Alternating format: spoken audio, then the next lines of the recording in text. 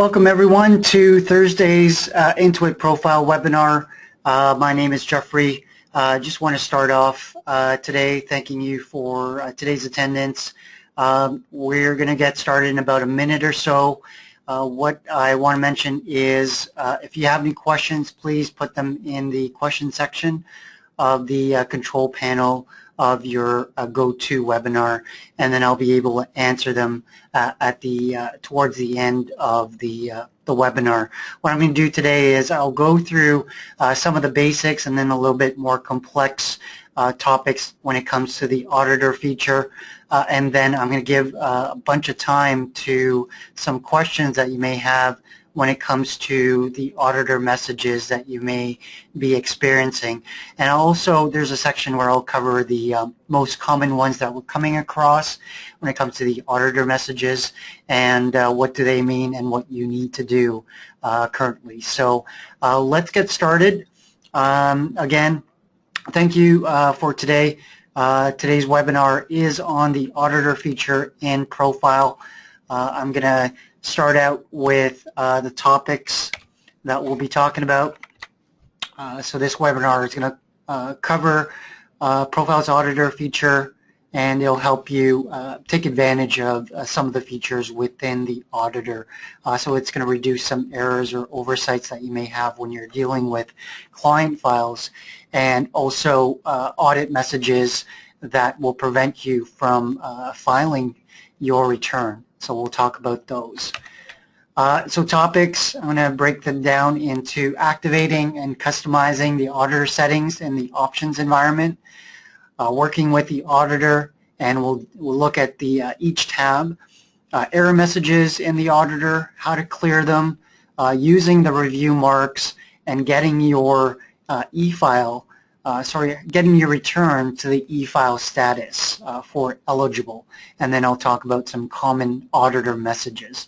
So let's get started with the first topic, activating and customizing the Auditor settings in the options environment. Let me just bring up ProFile here.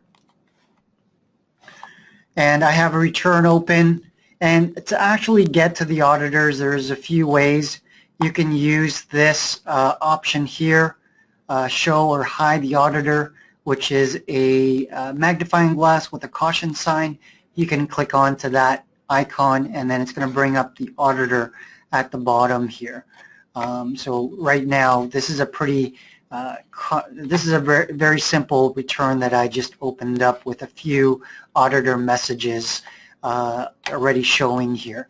Another way to get to the Auditor is under the Audit tab here, and you have Show Auditor, or you can use this Control F9 key, which I'll use right now, Control F9, and it'll bring up your Auditor at the bottom. Okay, so that's a simple way of just accessing your Auditor. There's three ways of doing that.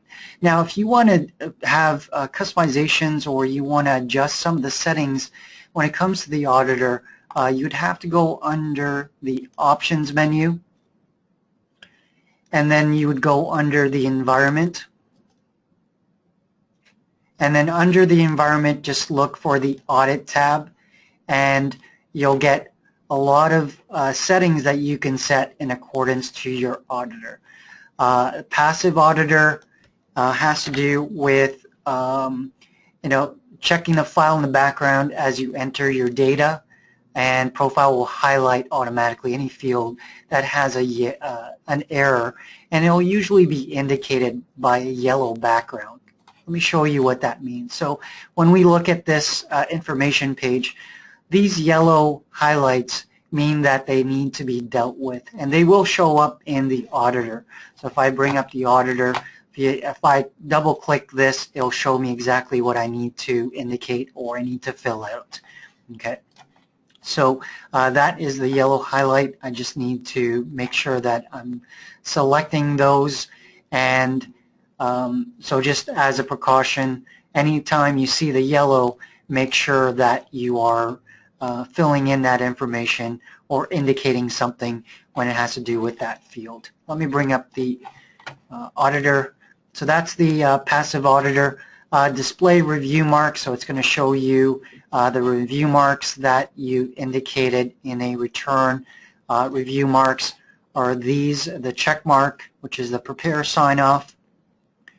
The partner sign off is a check mark with a tail, and then you have correction required or not sure, so you're asking a question. Like, for example, if you have a preparer in your office and you're not sure if they've indicated the right prepare information, then you can use this check mark to indicate that. Or if you know a field is okay and you want to indicate a prepare sign off, then you can indicate that by clicking on the check mark and then indicating a prepare sign off. Same with the partner sign off. You can indicate it with any field. Anything that you've looked over and you know is correct, you can indicate that you've reviewed that field. Okay? And there's another way of, let me just take that off. So in order to turn it on, you would just click on the icon. To turn it off, you would unclick it. There's another way to indicate a review mark.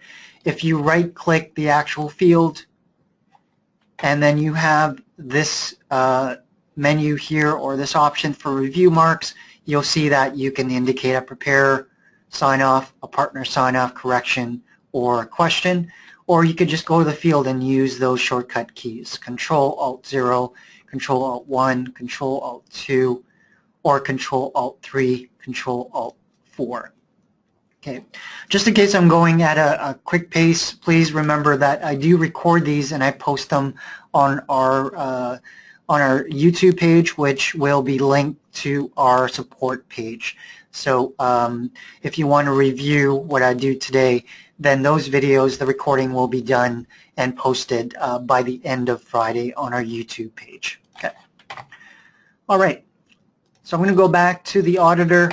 You have clear review marks on edit. So, for example, if you were to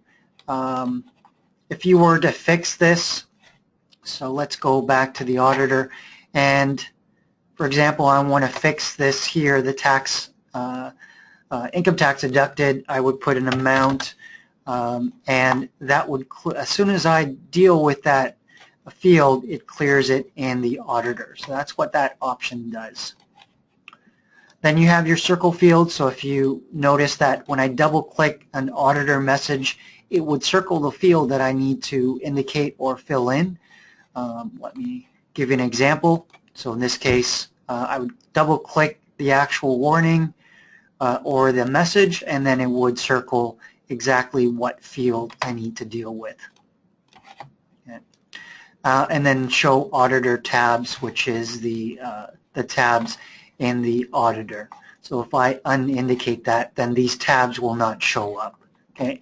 Now you have control over which auditor tabs you want to show in your auditor. So these tabs here you can control. If you don't work with certain things like, I don't know, a MRQ, and you don't deal with EDI errors, then you can unselect that in the options environment. So it enables you to actually customize what you see as in for tabs when it comes to your auditor.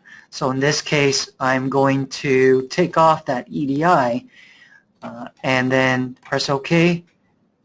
And that should not be indicated here. Let me see if I can fix that. Summary tab. Oh, it didn't. EDI warnings. There we go. And that should. Oh, let me just close that and reopen and see if it. Oh, okay. So it doesn't change it, but it gives you the control for the audit summary. Include, so that will give you control over the audit summary, but the summary tab is probably the most important one. It's this tab here. So the summary tab will show you what you indicate under the options environment, under the audit. Your warning notices right now, this is what I've selected, warnings, notices, and that is it. So if I want to indicate more or I want to include more things in there, like for example overrides or prepare sign-offs or partner sign-offs or e-file errors, and I want to include that in my summary tab, then I would make sure I click onto those and they have a check mark, press OK, and now when I go to my summary tab in the Auditor, anything to do with warnings, notices, override, so I indicated override, so let me just do an override here. Let me put a yes there. Oh, okay, let me see. I can do an override here somewhere. I think I can do it on the T1. And so I'm just going to override line 121 with an amount. And now if I go to my summary tab, you'll see that override show up for line 121. And if I want to go there and refer back to my overrides, I can go either under the summary tab, or there's also this override tab here where it's going to indicate what I had overridden in my return. Okay. If you want to go back, then you can double click it. It's going to bring you exactly to where that override is. To un-override something, just as a review, you just press F2, or you can right click and use this option, override. Okay. So summary tab includes, audit summary includes, so you have control over those. Let me see if I can get rid of some of these.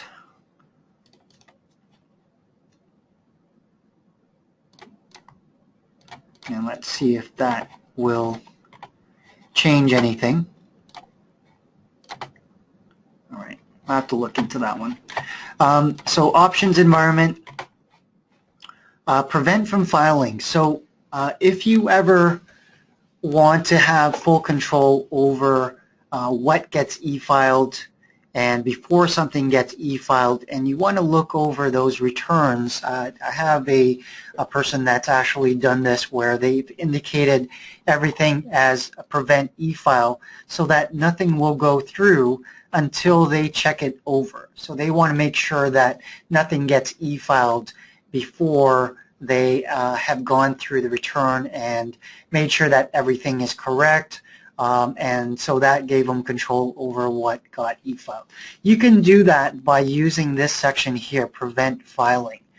So you can prevent something from filing if it has warnings, if it has notices, no sign-offs, correction mark, question mark, overrides, memos, e-file errors, send errors, EDI warnings, mag media errors when it applies to the slips, your mag media warnings, RSI errors, ATI net file errors, CO17 for Quebec T2s, and T1135 errors. So anything to do with filing, and if that's indicated, then they won't be e-filed until you look it over and you uncheck this prevent from filing. Okay, so it gives you full control over what will go through when you e-file. Then we have this section here, remove audit messages. So as soon as you put a prepare or partner sign-off on a message, then it's going to remove it from the audit message. Let me give you an example. Right now there's a common error that when it has to do with the T1135. Let me just indicate that. Foreign income is no. Let's see if I can find that in here. No, I don't see it in here. Looks like it's not. All right, so what I'm going to do is, for example, if I want to add a prepare sign-off or a partner sign-off on a message because I know that it's okay, then I can right-click the message and then indicate my prepare sign-off. As soon as I do this, whether it's a prepare sign-off or a partner sign-off, it will clear it out of my auditor. Okay.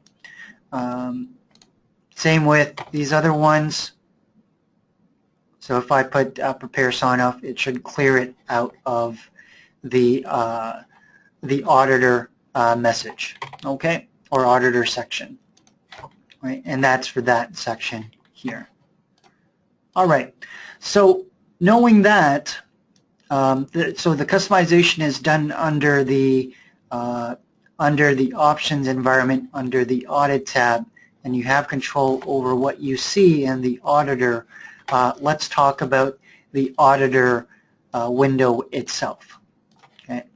So I've talked about the double click. So you double click an actual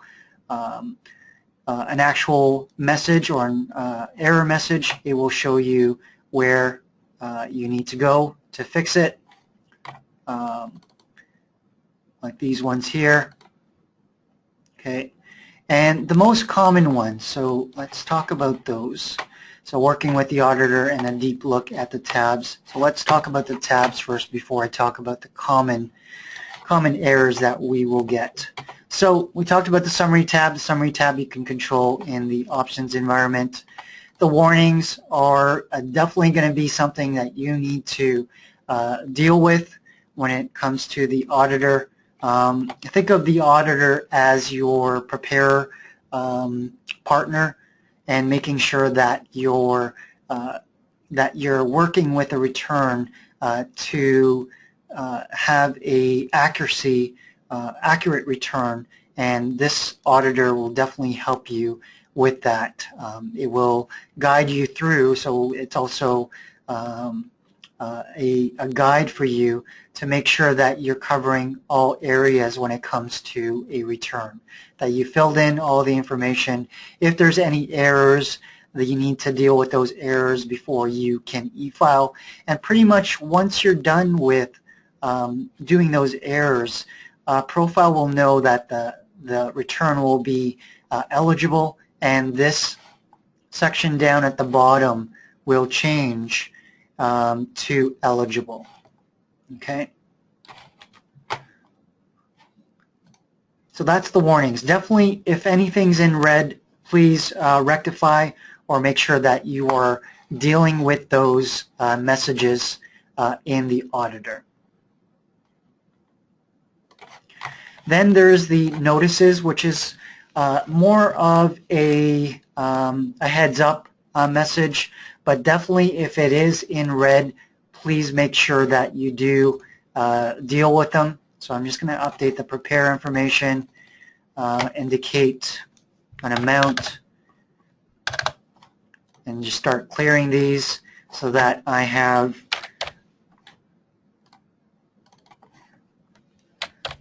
them cleared, and then the notice here to remit to avoid penalties. So that's probably a great notice. And then these notices that are in black, I've already dealt with prepare sign-offs here. You'll see that by these check marks right beside the question mark here. Okay, sign-offs, anything that I had done a sign-off for. So I've indicated a review mark. It will show in here. In case you want to refer back to what you've signed off, you can simply just go to this auditor tab under sign off. Any issues with the return will show in here. Any overrides that I've done, memos that I might have indicated in the return. Looks like I've indicated a memo here for this field.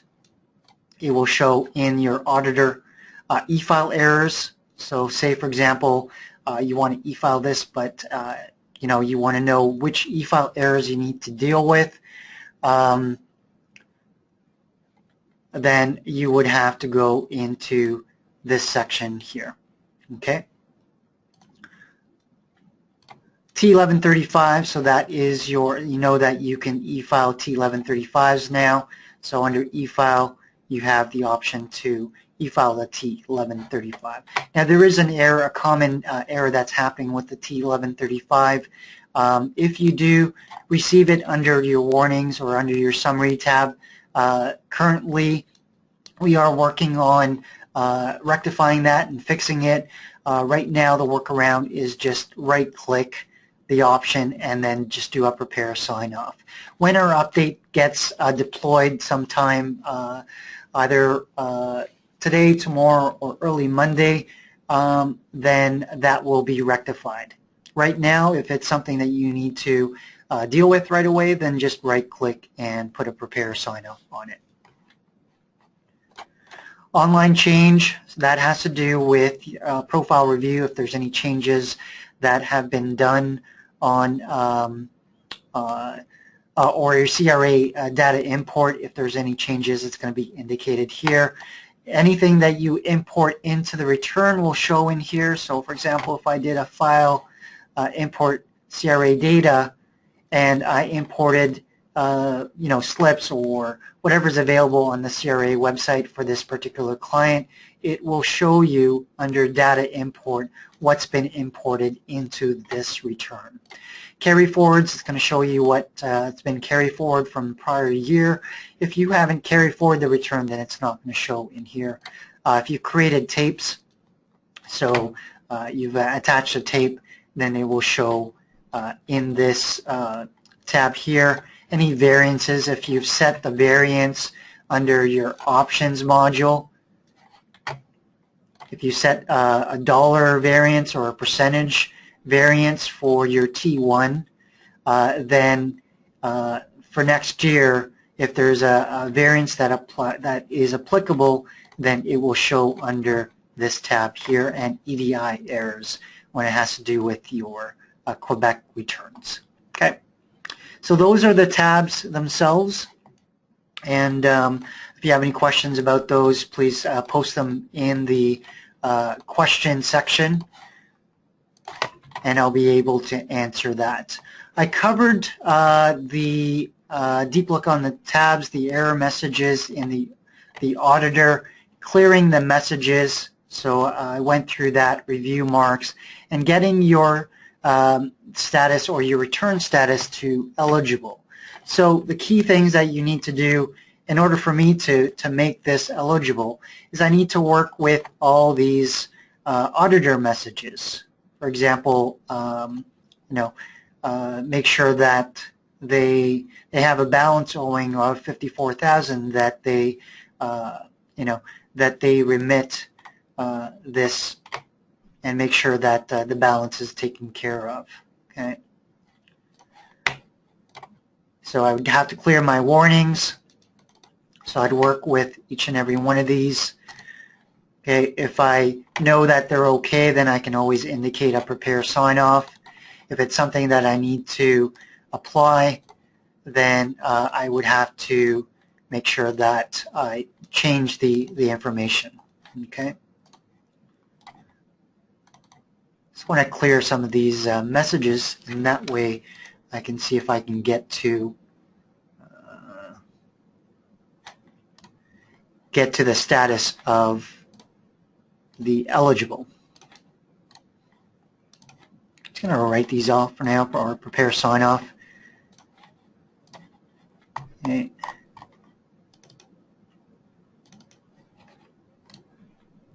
And let's see if we can get this status to change. Oops. Looks like I need to deal with these postal codes.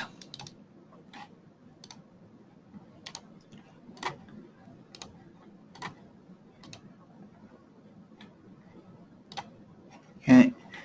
Once I clear those, I can simply say to ProFile, please take out the CRA errors. Looks like I can't get this to go. E11 to street address must be, oh, I see, in the financial statement. So it looks like I need to put a postal code in here.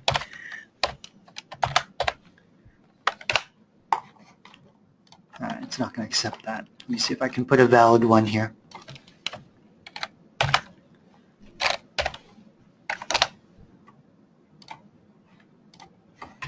Looks like I have a few. As you get the idea, all you have to do is just clear your auditor messages, and then this will come up as eligible.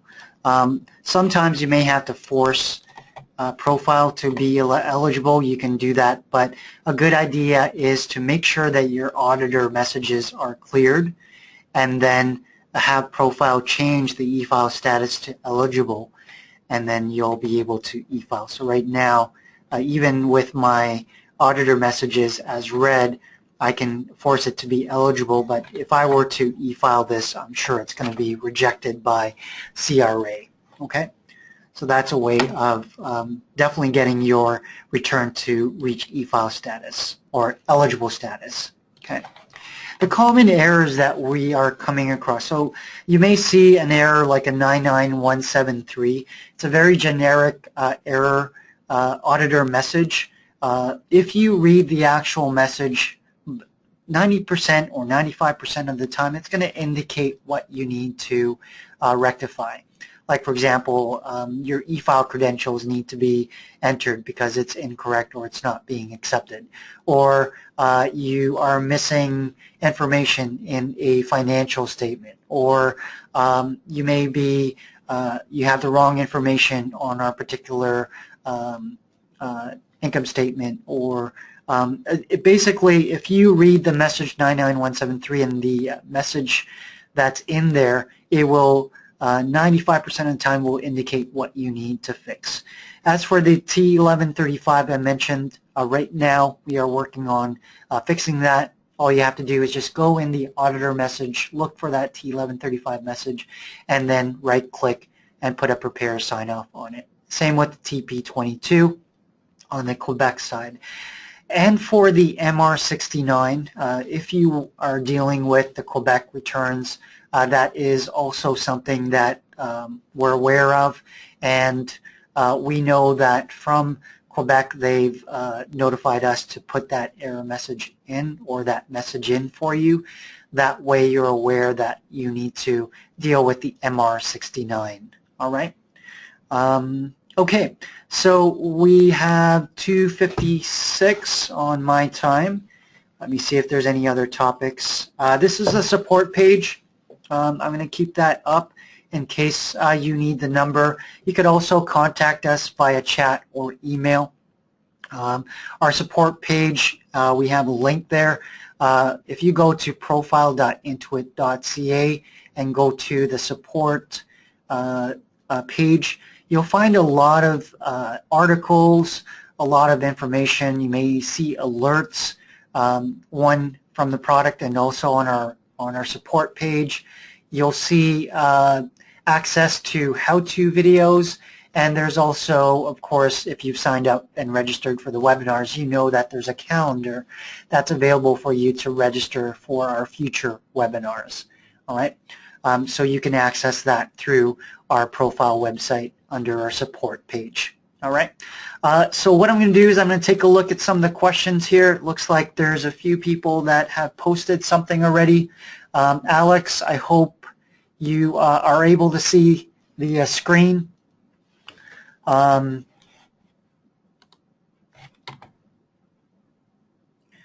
to create an invoice for billing in a good format.